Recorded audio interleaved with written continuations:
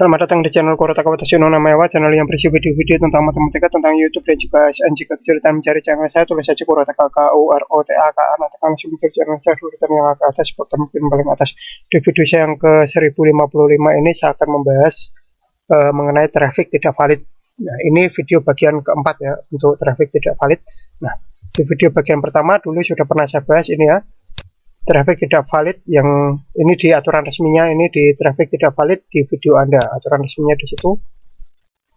Nah, selanjutnya di video saya yang bagian kedua itu penerapan kebijakan akun AdSense dinonaktifkan karena traffic tidak valid. Nah, judulnya itu ya.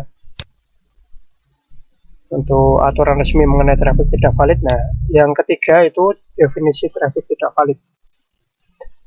Nah, aturan resminya ya. Kemudian yang keempat, nah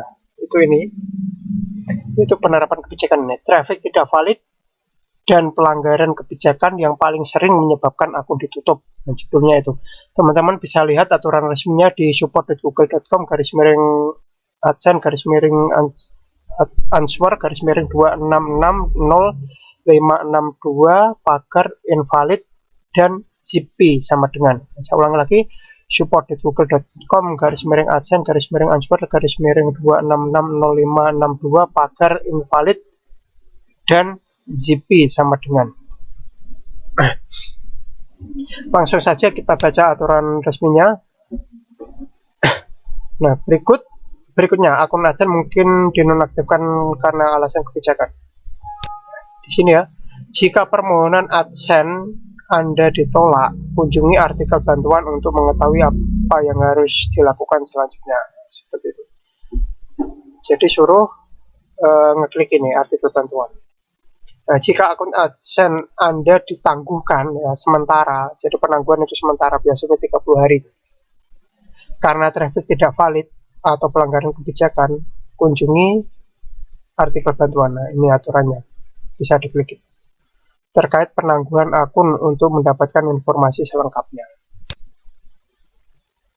Nah, untuk membantu Anda memahami mengapa akun penayang dinonaktifkan, kami telah membuat daftar penyebab paling umum penonaktifan akun AdSense karena traffic tidak valid atau pelanggaran kebijakan di bawah ini. Jadi nanti di sini dituliskan ya alasan-alasannya, daftar alasannya.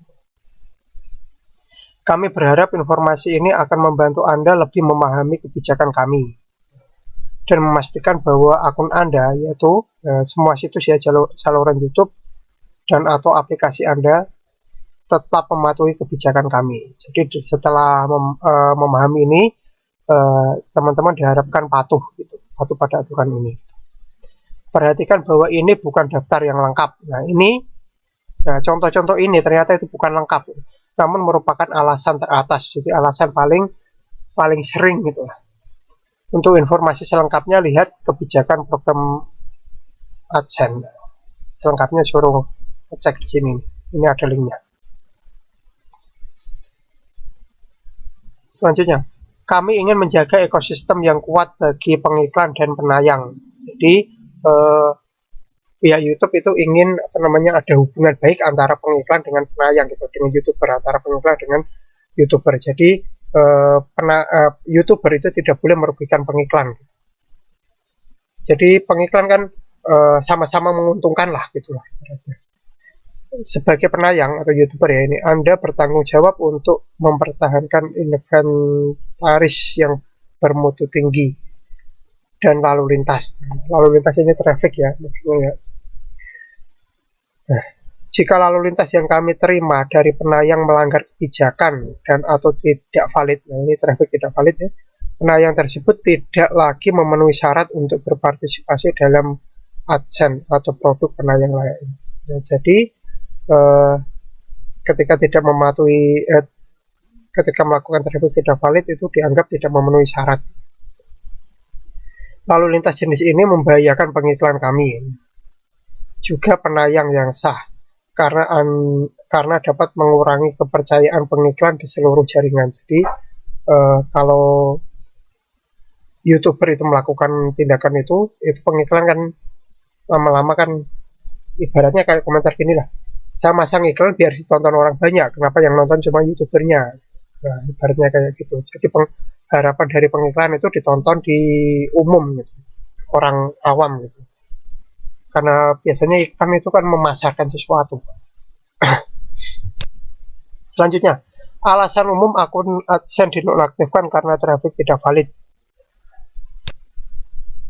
Kita pilih yang pertama ini, mengklik iklan di situs channel YouTube atau aplikasi Anda sendiri. Jadi, mengklik iklan di YouTube-nya sendiri atau di aplikasi sendiri atau di fasilitas sendiri gitulah. Kita lihat penjelasannya. Penayang tidak boleh mengklik iklan di situs channel YouTube atau aplikasi mereka sendiri dan tidak boleh meningkatkan tayangan atau klik yang diterima iklan dengan cara yang tidak semestinya, baik dengan cara otomatis maupun manual. Nah, jadi tidak boleh mengklik iklan sendiri ya, tidak boleh. Tidak boleh mengklik iklan sendiri, tidak boleh meningkatkan tayangan. Nah, ini ya, banyak yang bilang gitu gini, asalkan iklannya tidak diklik tidak masalah, tetapi di sini itu keterangannya itu apa? Tidak boleh meningkatkan tayangan. Nah, walaupun tidak diklik ya iklannya, tapi itu kalau misalkan ditonton sendiri, itu kan tayangannya meningkat. Nah, itu juga tidak boleh. Jadi intinya tidak boleh nonton, tidak boleh ngeklik iklan sendiri, tidak boleh nonton iklan di video sendiri, intinya gitu. Nah, bagi penayang YouTube saat melihat video Anda harus melewati iklan agar biaya pengiklan tidak meningkat. Nah, disuruh lewati gitu ketika nonton video sendiri. Tapi kalau saya sendiri sih mending tidak nonton gitu, secara tidak sengaja dengan cara yang tidak semestinya ya. Anda harus melewati iklan agar biaya pengiklan tidak meningkat secara tidak sengaja dengan cara yang tidak semestinya. Jadi ketika teman-teman tidak sengaja nonton video sendiri, muncul iklan itu disuruh lewati gitu. Kalau saya, kalau misalkan tidak sengaja langsung saya tutup itu videonya.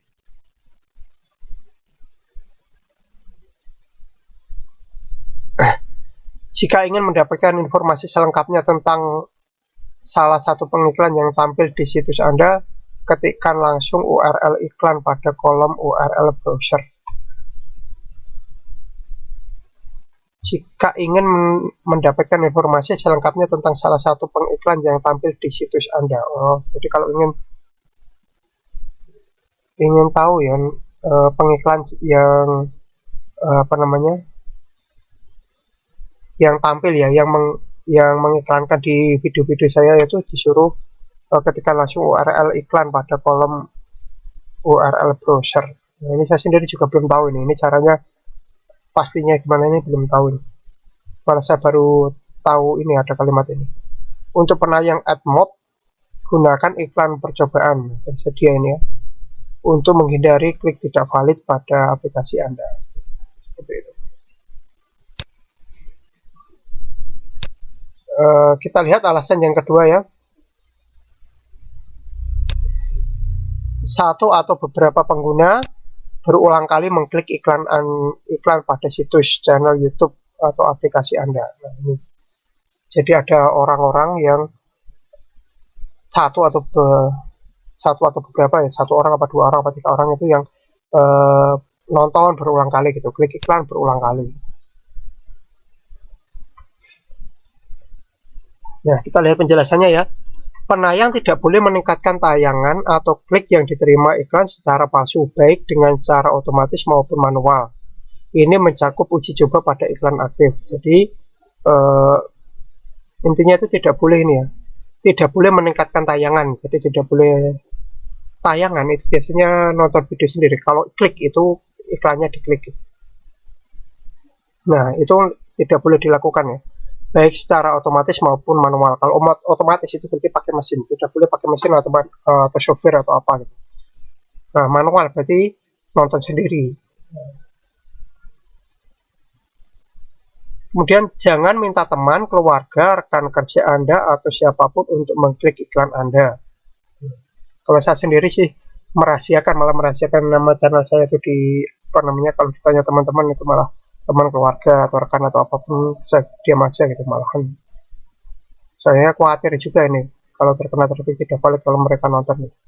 Jika Anda memiliki penguji, minta mereka untuk tidak mengklik iklan yang sedang tampil.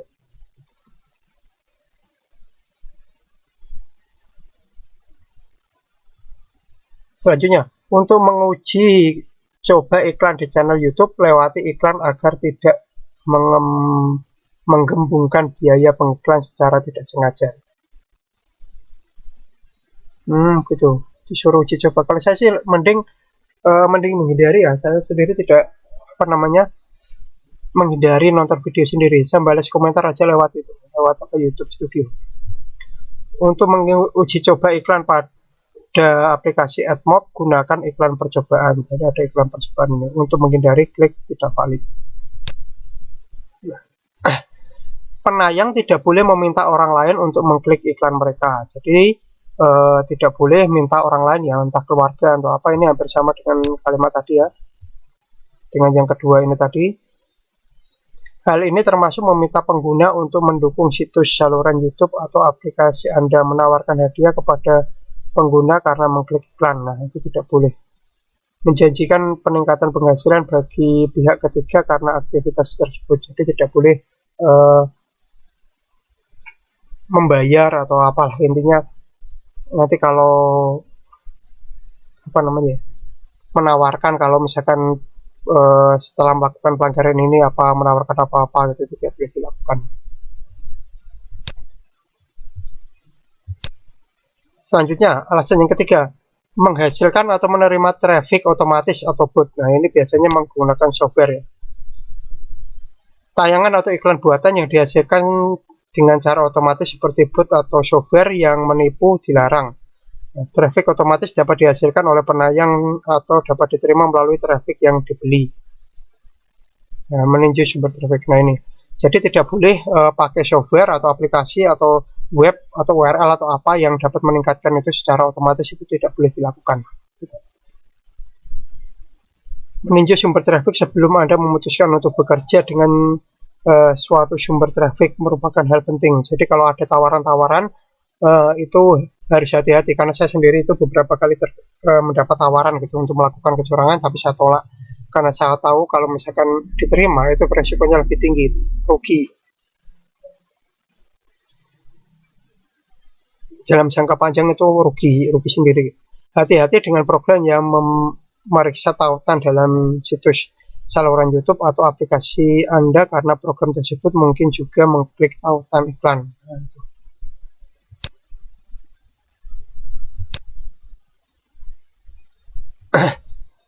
Selanjutnya, menggunakan sumber traffic dengan insentif.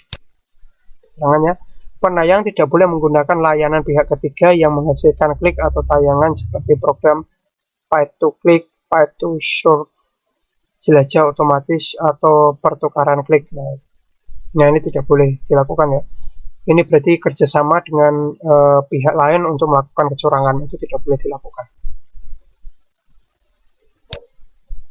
Selanjutnya, memanipulasi cara iklan ditayangkan. Nah, yang pertama ini penjelasannya, memanipulasi penargetan iklan untuk memperoleh pendapatan iklan yang lebih tinggi dilarang. Nah, larangan ini mencakup penggunaan kata kunci dalam situs Anda yang tidak berkaitan dengan konten situs untuk memperoleh iklan yang tidak relevan. Iklan tidak boleh ditempatkan pada iframe. Selain dilarang, penerapan yang tidak tepat dapat menyebabkan perbedaan pelaporan, dan Anda tidak dapat mengetahui tempat iklan sebenarnya ditempelkan. Nah, ini tidak boleh ya. Jadi perbedaan pelaporan itu pendapatannya agak beda gitu, agak aneh mungkin dari pihak YouTube itu. Nanti ketika diperiksa itu agak aneh. Kita masuk ke berikutnya ya.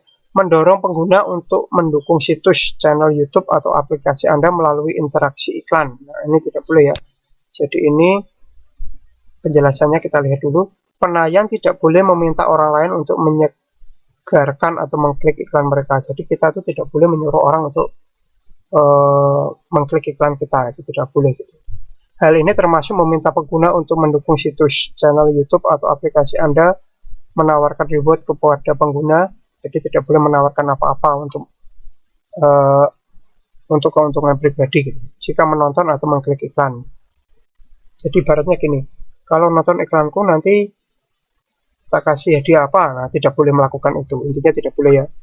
Dan melakukan penerusan dan menjanjikan untuk meningkatkan penghasilan kepada pihak ketiga dengan melakukan aktivitas tersebut. Nah, gitu. Jadi tidak boleh menyuruh orang lain melakukan kecurangan yang dapat menguntungkan kita tetapi merugikan pengiklan. Untuk AdMob ada iklan reward yang tersedia melalui mediasi pihak ketiga. Nah, perhatikan bahwa perilaku dengan insentif pada iklan reguler AdMob tetap dilarang.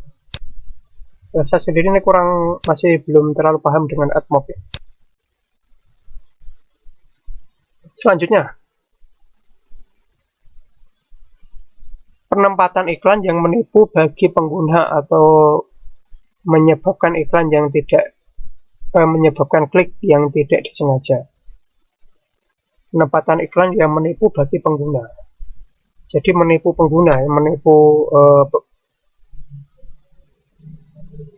pengguna itu berarti orang yang penikmat YouTube, itulah yang menikmati YouTube dan menyebabkan klik yang tidak sengaja. Kita lihat keterangannya ya. Penayang tidak diizinkan untuk mendorong pengguna agar mengklik iklan Google dengan cara apapun. Ini mencakup namun tidak terbatas pada. Jadi tidak boleh mendorong orang untuk mengklik iklan sendiri gitu, mengklik iklan kita gitu, tidak boleh. Nah ini ya, namun tidak terbatas pada. Nah ini ada 3 contoh, tetapi sebenarnya itu contohnya banyak, tetapi hanya disebutkan 3 di sini. Karena kata tidak terbatas pada itu artinya seperti itu. Jadi contohnya banyak, di sini hanya disebutkan 3. Yang pertama ini, menerapkan iklan pada cara yang membuatnya mungkin salah dipahami sebagai konten lain, seperti menu, navigasi, atau link download.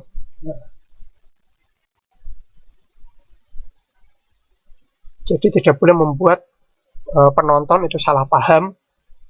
Nah, ketika dia salah paham, dia mengklik iklan, terus kita untung, pengiklan rugi. Nah, intinya gitu, tidak boleh melakukan itu.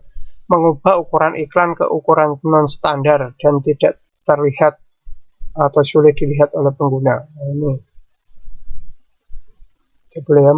Kemudian menempatkan iklan terlalu dekat dengan elemen pada halaman atau layar yang memerlukan banyak interaksi sentuh atau dengan mouse. Nah, intinya itu apa ini?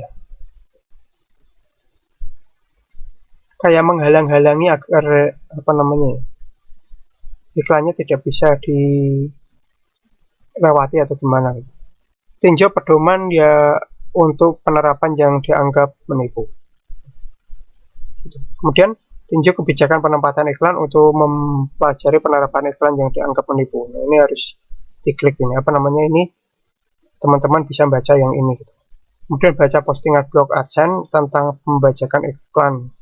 pembajakan klik untuk mempelajari bagaimana Google berusaha mengatasi upaya-upaya mengakali pengguna untuk mengklik iklan. Jadi ini intinya itu menipu pengiklan sehingga pengiklan itu bukan menipu pengiklan ya, menipu pengguna, menipu penikmat YouTube atau penonton, menipu penonton sehingga penonton mengklik iklan kita. Nah, itu tidak boleh dilakukan. Inti dari ini tadi itu seperti itu. Selanjutnya, iklan disematkan dalam aplikasi. Penayang tidak diizinkan untuk menyematkan iklan di aplikasi software. Menyematkan itu berarti di kayak di pin atau apa gitu. Aplikasi software ini termasuk toolbar, aplikasi desktop, ekstensi browser, dan lain-lain. Pada saat tertentu ini juga dapat mencakup aplikasi yang dihosting melalui situs pihak ketiga. Jika penempatannya menyebabkan klik tidak valid dari pengguna yang tidak berniat untuk mengklik iklan, tetapi melakukan secara tidak sengaja. Nah, jadi penonton itu tidak berniat untuk mengklik iklan sendiri sehingga tapi tidak sengaja mengklik gitu.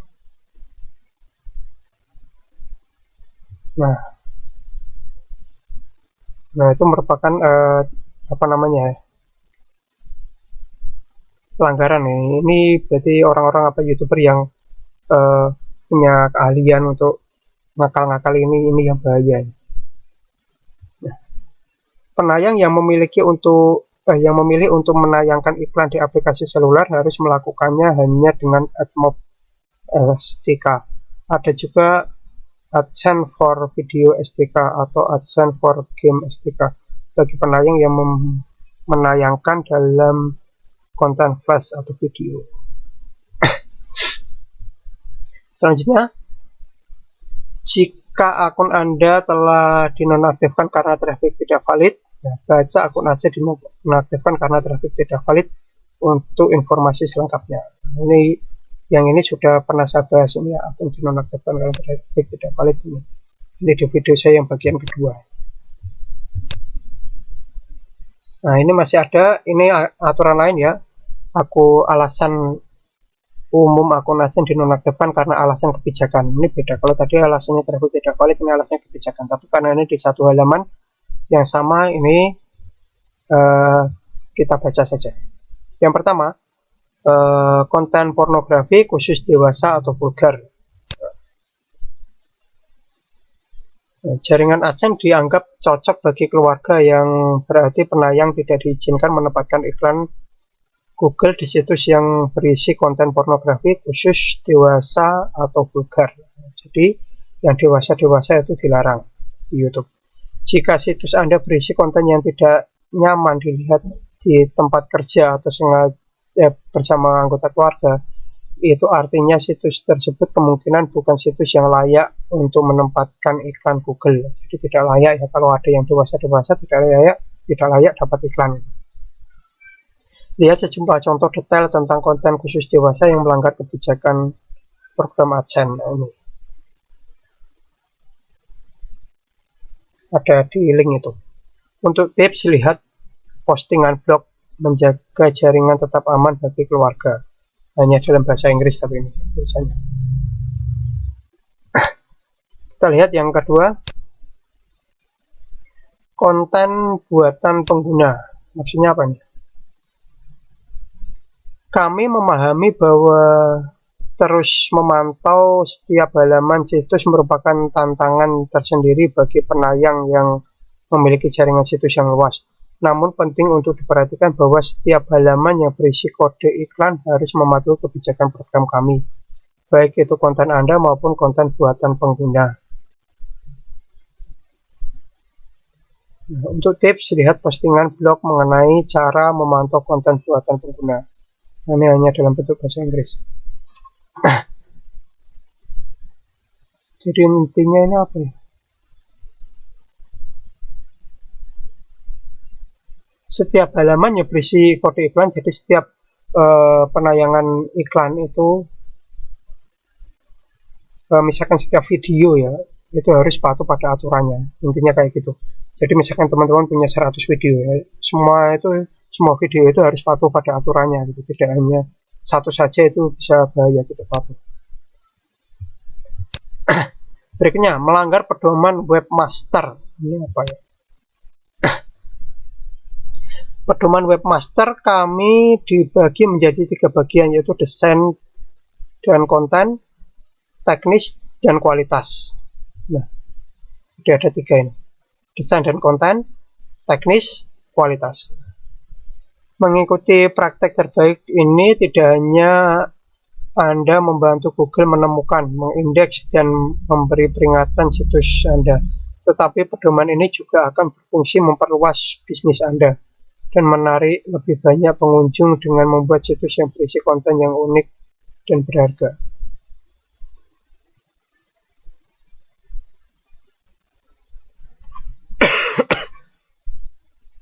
Nah, lihat juga ini postingan ini ya, blog mengenai ini, tips untuk membuat konten berkualitas, cara membuat konten yang unik dan berharga, cara membuat konten original. Ini semuanya dalam bahasa Inggris. Nah, ini ada tips-tips ini biar tidak melanggar. Kalau ini tadi kayaknya pelanggaran nih. Ini kan melanggar pedoman webmaster. Nah, pedoman webmaster itu teman-teman bisa tonton apa, diklik ini. Ini nanti akan ada aturan tentang pedoman webmaster.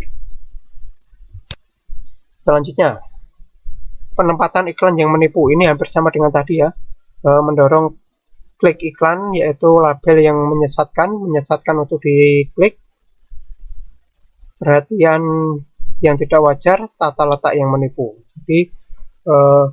Jadi ini orang-orang ya, YouTuber atau siapapun yang membuat settingan yang dapat menipu penonton. Nah, menipu penonton sehingga penonton itu entah tidak sengaja mengklik iklan gitu lah. Itu yang dilarang di sini.